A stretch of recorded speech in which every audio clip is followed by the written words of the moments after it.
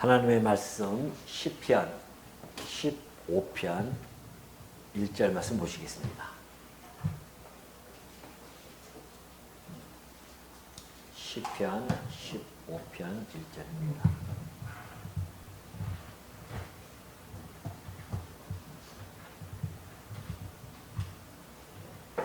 한번 교독을 한번 해보도록 하겠습니다. 여호와여, 주의 장막에 머무를 자 누구오며 주의 성산에 사는 자 누구오리까? 정직하게 행하며 공의를 실천하며 그의 마음에 진실을 말하며 그의 혀로 남을 허물하지 아니하고 그의 이웃에게 악을 행하지 아니하며 그의 이웃을 비방하지 아니하며 그의 눈은 망령된 자를 멸시하며 여호와를 두려워하는 자들을 존대하며 그의 마음에 서원한 것은 때로지라도 변하지 아니하며 이자를 받으려고 돈을 구워주지 아니하며 뇌물을 받고 무죄한 자를 해하지 아니하는 자이니 이런 일을 행하는 자는 영원히 흔들리지 아니하리라. 아멘. 예, 오늘 우리 시편 15편은요, 하나님 앞에 설 수 있는 자가 누구인지를 묻는 그러한 시편입니다.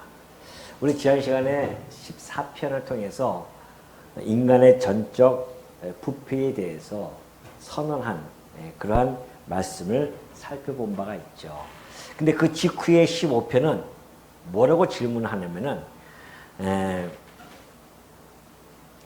흠없는 자가 거할 곳, 곧 장막과 그리고 그의 성산에 서는 자가 누구냐라는 질문을 주십니다. 다시 말해서 14편에서는 거룩하신 하나님 앞에서 인간의 실상을 드러냈다고 한다면 15편은 언약 백성의 마땅한 삶을 제시하는 본문임을 보여주고 있다는 뜻입니다. 자, 오늘 우리 이 시를 보면요, 예배하는 자의 제사의 절차라든가 예배하는 자가 하나님 앞에서 어떠한 제사를 드리는 절차 또는 자세 이런 것들을 증거하고자 지금 노래를 하는 것이 아닙니다. 이 시편은 예배하는 자의 삶 전체를 지금 말하고 있죠. 이것이 사실은 시편 15편의 핵심 내용입니다. 하나님은 장막에 들어오는 발걸음만이 아니라 그 장막 밖에서 살아온 일상의 진실성, 이것을 보고 계신다는 거 아니겠습니까? 그래서 거룩이라고 하는 것은요, 예배 시간에만 국한되어지고 드러나는 것이 결코 아니라는 겁니다.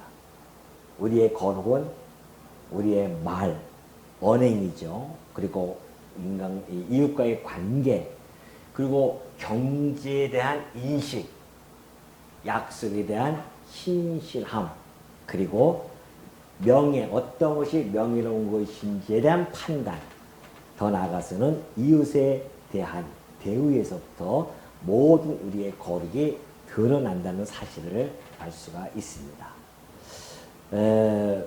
그렇다고 한다면은 우리 본문으로 한번 들어가 보면요, 이제 그러죠. 본문에 보면은 15장 1절에 보면은 여호와여, 주의 장막에 머무를 자 누구오며 주의 성산에 사는 자가 누구입니까? 라고 묻습니다. 질문이에요.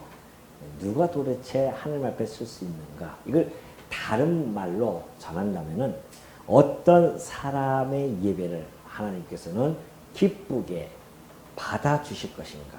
곧 연락할 것인가에 대한 질문이 오늘 1절에서 나타납니다. 여기서 이 장막 그리고 성산은요, 하나님의 임재 그리고 통치의 중심을 상징해 주고 있죠. 오늘 이 질문을 보면요, 예배 공간에 출입하는 그 문제에 대해서 지금 이야기하는 것이 결코 아닙니다. 거룩하신 하나님과 교제하는 것, 그리고 그분의 은혜 가운데 살아갈 자가 도대체 누구인지를 묻는 존재론적인 질문이 오늘 이 15편 1절에서 나타나고 있습니다. 그러니까 이 시편 15편의 중심을 보면요. 어떻게 하면 괜찮은 사람이 될까에 대한 질문이 아니라는 겁니다. 그럼 뭐예요? 거룩하신 하나님 앞에 누가 설 수 있는가? 여기에 대한 질문입니다. 그러죠? 여호와여 주의 장막에 머무를 자 누구 오며 주의 성산에 사는 자 누구 오니까? 하나님 앞에서 합당한 사람이 도대체 누구입니까? 그래서 하나님이 계시는 그 임재하고 계시는 그곳에 함께 머물며 그리고 함께 살 수 있는 자가 도대체 누구냐는 것이죠. 지금부터 그러한 자에 대한 답변이 이제 2절부터 5절까지 나타나는데요. 한 절 한 절 살펴보면서 혹 나는 하나님 앞에서 지금 성전 앞에서 하나님과 함께 사는 자로서의 합당한 모습을 보이고 있는지 한번 살펴보도록 하겠습니다. 자, 답변 두 번째 답변이죠. 첫 번째 답변입니다. 2절입니다. 정직하게 행하며 공의를 실천하며 그의 마음에 진실을 말하며 이렇게 되어 있어요. 자, 하나님 앞에 합당한 사람은 곧 뭐라고요? 여러분이 한번 대답해 주십시오. 어떻게 해요? 정직하게 행하며 또 공의를 실천하며 그의 마음에 진실을 말한다는 겁니다. 다시 말해서 하나님 앞에서 합당한 사람은 겉과 속이 일치하는 그런 전인격적인 온전함, 이것을 소유한 자만이 하나님 앞에 쓸 수 있다는 겁니다. 갑자기 우리의 마음이 좀 무거워지기 시작하죠? 더 살펴볼까요? 자, 첫 번째, 정직하게 행한다는 거 알겠습니까? 이것은 하나님 앞에서 하나님을 충성하는 것이 그 마음이 나눠지지 않는, 오로지 하나님 앞에만 순종하는 그러한 삶을 이야기해주고 있습니다. 그리고 하나님의 언약적인 그 성실함, 이것을 가르쳐주고 있는데요. 다시 말해서 겉과 속이 어떻게 한다? 다르지 않는 삶. 이것이 정직한 사람입니다. 두 번째, 공의를 실천해야 됩니다. 옳다고 여기는 것을 실제 삶 속에서 행동으로 드러내는 것이죠. 쉽지 않잖아요. 우리가 옳다고 생각하지만은 이것이 우리의 삶 속에서 실질적으로 막 행동으로 드러내기가 쉽지 않죠. 그냥 지나가기도 하고 그냥 모른 척하고 넘어가기도 하는 우리의 삶의 모습 아니겠습니까? 그러니까 공의를 실천하는 것이 우리로서는 쉽지가 않다는 거 아니겠습니까? 점점 멀어지네요. 하나님 앞에 합당한 자로서의 모습이 이것만이 아닙니다. 또 세 번째 뭐예요? 마음의 진실을 말하는 겁니다. 다시 말해서 우리가 외부로 말을 이렇게 하기 전에, 말을 내뱉기 전에 내면에서부터요, 거짓과 타협하지 않는다는 겁니다. 다시 말해서 스스로의 양심을 속이지 않는 삶. 이것을 이야기해주고 있죠. 자, 이 진실함, 하나님 앞에서의 이 진실함은 단순한 솔직함을 이야기하는 것이 아닙니다. 하나님 면전 앞에서 우리가 어떻게 해요? 정직한 것.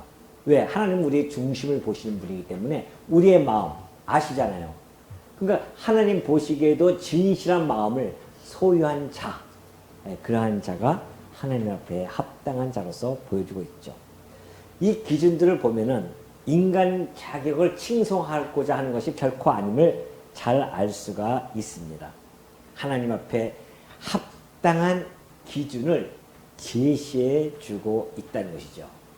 그러나 그와 동시에 인간이 가지고 있는 이 기준에 다다를 수 없는 그 결핍을 잘 드러내주고 있는 거울과도 같습니다.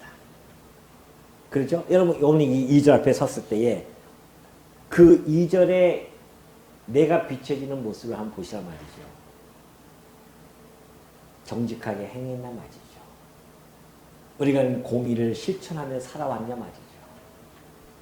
우리 마음의 진실을 말하면서 우리는 살아왔는지, 우리가 다시 한번 이 말씀 앞에서 우리의 이 결핍이 얼마나 큰지를 다시 한번 뼈저리게 느낄 수밖에 없는 구절이 바로 이 2절의 말씀입니다. 그렇다고 한다면 우리가 하나님 앞에 선다고 하는 것은 거룩함인데 그 거룩함의 첫 번째 검증을 이제부터 하나하나 우리가 좀 살펴볼 필요성이 있습니다. 하나님 앞에 쓰는 자는 합당한 자인데 하나님 앞에 합당한 자는 거룩한 자인데 그 거룩의 첫 번째 검증이 뭐예요? 3절입니다. 한번 다 같이 한번 읽어볼까요? 3절 시작. 그의 혀로 남을 허물하지 아니하고 그의 이웃에게 악을 행하지 아니하며 그의 이웃을 비방하지 아니하며 그래요. 자, 온전함, 곧 거룩함이 가장 먼저 검증되는 자리가 뭔지 아십니까? 말과 그리고 이웃과의 관계입니다. 자, 혀는 뭐예요? 우리 마음의 뭘까요? 출구입니다. 하나님 앞에 합당한 자는 말에서 먼저 드러난다는 겁니다. 하나님을 섬긴다 하면서 이웃을 해친다는 것은요, 하나님과의 교제를 거짓되게 만드는 일입니다. 그러니 혀로 남을 허물하지 아니합니다. 그런 자들이 하나님 앞에 합당한 자로서 설 수가 있고 하나님이 거하시는 그 장막과 성산에 함께 살 수 있다는 거 아니겠습니까? 또 하나는 그의 이웃에게 악을 행하지 아니하며 그의 이웃을 비방하지 아니한다는 이야기입니다. 아까 얘기했듯이 우리가 하나님과 교제를 한다고 하면서 만약에 이웃을 해치는 이런 비방하는 말 또 뿐만이 아니라 혀로 남의 허물을 들춰내는 일들 이런 모든 것들을 한다면 하나님과의 교제는 사실은 거짓으로 드러나는 것입니다. 사도 요한은 이미 일찍이 말씀해 준 바가 있죠. 너희가 하나님을 사랑한다고 하면서 보이는 지체를 사랑하지 아니한다고 한다면 너희 속에 뭐가 없어요? 하나님이 없어 라고 이야기하는 것과 일맥상통한 그런 말씀이 아닐 수 없죠. 거룩이라고 하는 것은 그런 겁니다. 거룩은 예배 시간만 우리가 거룩하게 하는 것이 아니에요. 하나님께 찬송하고 기도하며 그 말씀을 듣고 하나님 앞에 영광을 돌려드리는 것 이것만 그 예배 시간만이 거룩할까요? 그것만이 거룩인가 말이죠. 아니라는 겁니다. 우리 공동체 안에서 말과 관계 속에서 우리의 거룩함이 드러나고 나타나야 된다는 거 아니겠습니까? 하나님은 예배자의 입술이 찬양만 하는 것을 보지 않으신다는 겁니다. 그 입술이 공동체 안에서 어떤 상처를 남기고 있는지도 보고 계신다는 거예요. 야고보 사도의 말씀과 아주 부합되는 말씀 아닙니까? 너희가 어찌 너희의 입술로 하나님을 찬송하고 또 그 입술로 형제를 저주하냐 말이죠. 하나님은 우리의 입술로 찬양만 듣는 것이 아니라니까요. 우리의 입술로 형제를 허물을 하고 악을 행하며 비방하는 그 입술을 하나님이 그것도 역시 보고 계셔요. 내 입술로 내 지체에게 어떤 상처를 남기고 있는지를 너무나 잘 보고 계신단 말입니다. 그러니 그러한 자가 하나님 앞에 합당한 자로서 거룩한 자로서 그의 장막과 그의 이 성산에 함께 거할 수 있습니다. 두 번째 검증을 한번 해봅시다. 지금 여러분들 하나하나 스스로를 검증하셔야 됩니다. 두 번째 검증이에요. 하나님과 함께 합당하게 쓸 수 있는 검증 두 번째. 우리의 가치관의 변화와 그리고 우리가 한 약속을 어떻게 신실하게 지킬 수 있는지에 대한 이야기입니다. 자, 4절입니다. 4절 보면은 한번 읽어볼까요? 4절 시작. 망령된 자를 멸시하며 여호와를 두려워하는 자들을 존대하며 그의 마음에 소원한 것은 해로울지라도 변하지 아니하며. 자, 하나님 앞에 합당한 자는 뭐예요? 가치 체계의 이 자체가 하나님 중심으로 다시 재편된 그러한 사랑. 이것이 하나님 앞에 합당한 자입니다. 다시 말해서 망령된 자를 멸시할 수 있는 자랍니다. 망령된 자가 누굴까요? 하나님을 대적하며 하나님의 약속을 아주 가볍게 여기는 그러한 삶의 방식을 소유한 자를 이야기합니다. 세상에서 높여주는 그 성공을 향해서 달려가며 그리고 권력을 쟁취하고자 명예를 얻고자 그렇게 세상을 살아가면서 하나님을 대적하고 하나님의 약속의 말씀을 가볍게 여긴다고 한다면 그러한 자들은 망령된 자로서 우리는 그들을 존대 여기는 것이 아니라 오히려 멸시할 수 있어야 됩니다. 그런데 그럴까요? 나보다 좀 괜찮은 사람 만나면 아이고 고개 숙이고 뭐 꼼짝 못하지 않습니까? 그렇지 않다는 겁니다. 그 자가 만약에 망령된 자라고 한다면 하나님을 대적하는 자라고 한다면 그를 멸시할 수 있는 용기, 담대함이 있냐 말이죠. 또 여호와를 두려워하는 자를 존대한다는 겁니다. 여호와를 두려워하는 자를 존대하고 하는 것은 하나님 경외하는 것, 이것을 최고의 가치로 삼는 것을 이야기하고 있어요. 하나님을 경외를 최고의 가치로 삼으면 그러한 하나님을 경외하는 자를 어떻게 하겠습니까? 존대해 줄 수 있는 겁니다. 그것이 가장 가치로움이기 때문에 그래요. 그런데 여호와를 경외하는 자는 오히려 조롱하고 천히 보고 멸시하고 그리고 세상의 권력과 성공자 앞에서는 꼼짝 못하는 그러한 자라고 한다면은 그러한 가치 체계를 가지고 있다고 한다면은 그러한 자는 하나님 앞에서 합당하게 쓸 수 있는 자가 아닙니다. 하나님의 장막과 하나님의 성산에서 함께 거할 수 있는 자가 아니라는 겁니다. 또 하나는 서원한 것은 해로울지라도 변하지 않아야 됩니다. 이것은 언약적인 신실함의 절정이죠. 이 신실함은 단지 좋은 성품이 아닙니다. 이것은 언약에 신실하신 하나님의 성품을 닮은 삶이죠. 어떠한 것이라도 서운한 것은 내가 비록 해로움이 온다 할지라도 이것은 변하지 않고 자기 손해가 발생해도 그 말에 전적으로 책임을 지는 것, 이것이 하나님 앞에서 거룩한 모습이고 합당한 자의 모습이라는 것이죠. 세 번째 검증을 한번 해봅시다. 세 번째 검증은 뭐예요? 경제와 공적인 정의에서도 나타난다는 겁니다. 거룩한 자의 모습. 5절 봅시다. 이자를 받으려고 돈을 구워주지 아니하며 뇌물을 받고 무죄한 자를 행하지 아니하는 자이니, 그렇게 되어 있습니다.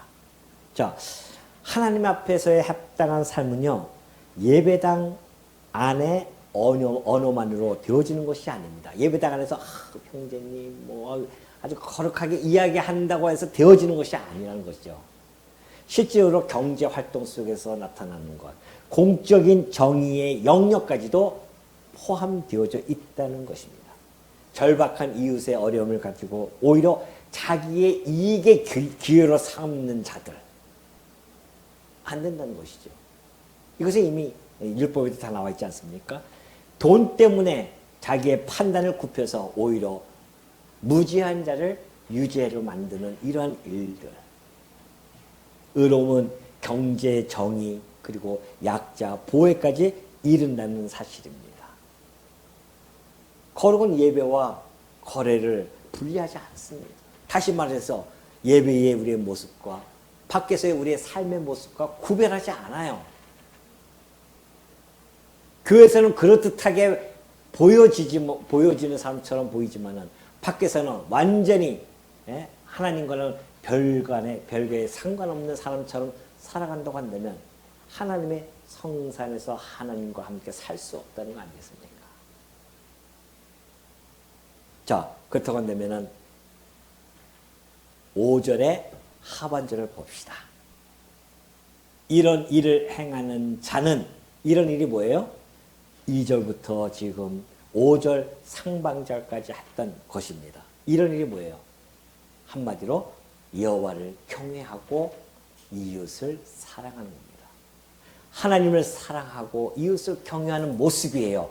지금 2절부터 우리가 5절 상반절까지 봤는데 이것은 다 율법 안에 있는 이야기들입니다. 이 율법, 곧 하나님은 사랑하고 이웃사랑입니다. 이것을 행하는 자는 영원히 흔들리지 않는다는 겁니다. 영원히 흔들리지 않는다고 하는 것은 뭐예요? 인생이 단지 편안한 가운데 있다는 그 의미가 아닙니다. 본질적으로 하나님 앞에서의 영원한 안정, 하나님 임재 안에서의 절대적인 견고함, 그리고 언약 안에서의 확고한 보존을 뜻하고 있는 것이죠. 자, 오늘 우리 성도님들 어떻습니까? 하나님 장막과 하나님이 거하시는 그 성산에 함께 거하고 함께 살 수 있는 자의 자격 조건을 제시해 줬습니다. 여기서 여러분이 한번 그 기준에 대해서 평가를 해봅시다. 아, 이 말씀 보니까는 어느 정도 나도 좀 들어가 있구나. 역시 하나님과 내가 거할 수 있는 사람이구나 라고 생각한다고 한다면 오늘 이 시편 15편을 잘못 곡해한 해석입니다. 아까 제가 서두에 말씀드렸죠. 시편 14편. 지금 이 시편 기자들이 이것을 시편을 갖다가 이것을 1편부터 150편까지 이렇게 편집을 할 때 다 의도 있게 지금 편집을 하고 있습니다. 성령의 감동을 받아서 하고 있죠. 자, 14편에서 지난 시간에 우리가 무엇을 살펴봤다고 했죠? 인간의 뭐예요? 전적 부패를 선언했습니다. 하나님 앞에 설 수 있는 자예요? 설 수 없는 자입니까? 우리는 설 수 없음을 이미 14편에서 이야기하고 15편에서 지금 하나님 앞에 설 수 있는 기준을 제시해 줬어요. 율법을 온전히 지키는 자만이 하나님 앞에 설 수 있는 자입니다. 그 기준 앞에 우리는 여러분은 절망감을 느껴야 됩니다. 이 14편을 보면서 노래를 하면서 이대로 내가 살아야겠다라고 하는 그러한 혹시 마음을 가지고 있다고 한다면은 너무나 좋죠. 내가 그런 자격이 있는 사람이야. 이 기준에 내가 이 조건에 어느 정도 맞는 사람이야 라고 착각하고 있다면 그거야말로 오늘 이 10편, 15편을 잘못 알고 있다는 것이죠. 오늘 우리는 이 15편에서 절망을 느껴야 돼요. 나는 하나님 앞에 쓸 수 없는 존재이구나. 이것을 지금 우리들에게 보여주고 있는 겁니다. 우리의 결핍을 바라다 볼 수 있는 거울이니까요. 전적으로 부패한 인간은 이 10편, 15편의 기준에 그 한 명에 도달할 수가 없습니다. 그렇기 때문에 우리는 이 합당함을 우리가 스스로 자랑할 수 없음을 너무나 잘 알고 있습니다. 그동안 되면 오늘 이 10편, 15편이 제시하는 완전한 의인은 도대체 누구일까요? 그러죠. 예수 그리스도이십니다. 오늘 이 10편, 15편은 예수 그리스도를 향한 노래입니다. 아무도 너희가 쓸 수 없다. 그러나 완전한 의인이신 예수 그리스도 곧 천년 후에 역사적으로 나타날 그 메시아만이 하나님 장막과 그 성산에서 거할 수 있는 분이야 라고 노래를 부르고 있는 중입니다. 한번 볼까요? 완전한 정직, 공의로움, 정직하게 행하며 공의를 실천하며 그의 마음의 진실을 말할 수 있는 분은 이 세상에 오로지 예수 그리스도 한 분뿐이 없습니다. 이웃을 파괴하지 않고요. 그 상한 자들을 살릴 수 있는 분도 오직 누구뿐이 없어요? 예수 그리스도뿐이 없다니까요. 자기에게 해로울지라도 아버지의 그 언약을 끝까지 지키시며 서원한 것을 그 십자가에서 그대로 시행하시는 그 그리스도. 당신은 의로우심에도 불구하고 불의한 판결을 대신 받으시는 예수 그리스도. 그분만이 아버지 장막과 그 하나님의 성산에 거하실 수 있는 유일한 자격을 갖추신 분입니다. 그래서 예수님은 천년 후에 나타나셔가지고서는 예수님이 스스로가 아버지가 거하실 뭐가 되십니까? 성전이 되신 겁니다. 이 15절에 이 15편의 모든 말씀을 완벽하게 성취하시고 그리고 마침내 성전이 되어져서 아버지가 함께 거할 수 있는 성전으로서 우리 주님이 그 성전을 지금 짓고 계신 거 아니겠습니까? 그렇다고 한다면 15편은 우리하고는 전혀 상관이 없는 말씀일까요? 아니겠죠? 하나님은 그리스도 안에서, 이거 중요합니다. 그리스도 안에서 우리 죄인들을 어떻게 했어요? 자기 장막에 불러들이셨습니다. 그리스도 아니면 우리는 그 장막에 들어갈 수가 없어요. 그 그리스도 안에 있기 때문에 그리스도께서 장막 안에 거하시니까 우리는 그의 지체가 되어져서 우리도 그 장막 안에 거할 수 있게 되어졌단 말입니다. 그러한 우리의 죄인들을 자기의 은혜로 우리를 거룩을 입히셨습니다. 그리고 지금 당신의 형상대로 어떻게 해요? 지금 빚어가고 있는 중입니다. 그리고 마침내 우리를 흔들리지 않는 자로서 영원토록 세우실 것입니다. 그러니 이 오늘 10편, 15편은 우리들에게는 뭐예요? 그리스도께서 이것을 성취셨고 그리스도 안에 있는 우리들에게는 그리스도 안에서 어떻게 해요? 우리의 소망이 되어지면서 한 걸음 한 걸음 이 구원의 도상에서 이 15편을 노래하며 이것을 향해서 한 걸음 한 걸음 걸어가고 있는 중입니다. 이 본문은 행위의 공로의 본문이 결코 아닙니다. 그리스도 안에서 회복되어질 참 인간성의 본문이에요. 그리스도께서 성취되어지고 그 안에 있는 우리들의 성도들이 하나하나 이 말씀대로 이 노래대로 점점 변모해 가는 그러한 말씀. 그래서 우리는 우리의 자신의 의를 결코 자랑할 수 있는 자들이 아니라는 겁니다. 그리스도의 이 완전한 의를 이 15편을 완벽하게 이루어주신 그 완전한 의를 의지해서 그 은혜 안에서 우리는 정직과 공의와 그리고 사랑의 열매를 맺어가는 자들이라는 것입니다. 때로는 살아가면서 우리가 넘어질 때도 있습니다. 때로는 이 15편을 노래하면서 그렇게 우리가 살아가지 못함 때문에 괴로워할 수도 있습니다. 그럼에도 불구하고 우리 주님 안에 있는 자들에게는 뭐가 없어요? 네? 정죄함이 없다니까요. 아버지께서 우리가 이렇게 못 산다고 해서 정죄하지 않으십니다. 왜? 우리 그리스도께서 이미 이루어주셨기 때문에. 그러나 우리는 이 노래 속에서 아버지께서 우리를 당신의 형상으로 빚어가고 있는 중입니다. 왜? 그 가능성은 뭘까요? 첫 번째는 그리스도 안에 있는 것이고 두 번째는 뭐예요? 성령을 이 땅에 보내주셨습니다. 우리 안에 보내주셨어요. 그러니까 성령이 우리 안에 내주하고 계시지 않습니까? 성령의 능력과 힘으로 우리는 지금 하나님의 형상으로 빚어가고 있는 중이라니까요. 이것이 우리의 소망입니다. 그래서 우리가 하나님의 은혜 안에 있는 자들이에요. 지금은 비록 연약해 보이고 내 마음이 내 스스로가 아무것도 아닌 것처럼 보일 때도 있고 내가 왜 이것뿐이 안 되라고 탄식할 때도 있습니다. 그럼에도 불구하고 우리는 그리스도의 완전한 의를 의지해야 됩니다. 그리고 그 은혜 안에서 이 노래처럼 정직과 공의와 이웃에 대한 사랑의 열매를 하나하나 맺어갈 뿐이라는 사실을 여러분이 아시고요.